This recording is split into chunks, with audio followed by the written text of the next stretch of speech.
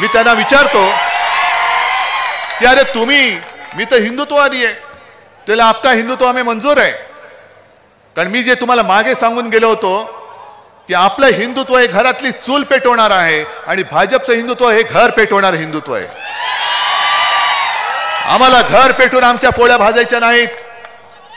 मोदीजी, तुम्ही जर का मत मागणार असाल तर काँग्रेसने 70 वर्षात काय केलं बघितलं म्हणून तुम्हाला निवडून दिलं होतं. विशेष म्हणजे दोन्ही वेळेला शिवसेना तुमच्या सोबत होती. 70 वर्षात काँग्रेसने काही केलं नव्हतं म्हणून लोकांनी तुम्हाला निवडून दिलं होतं. आता लोक म्हणतात काँग्रेस बरी काहीतरी केलं होतं आणि जे केलं होतं ते तुम्ही विकून टाकलं.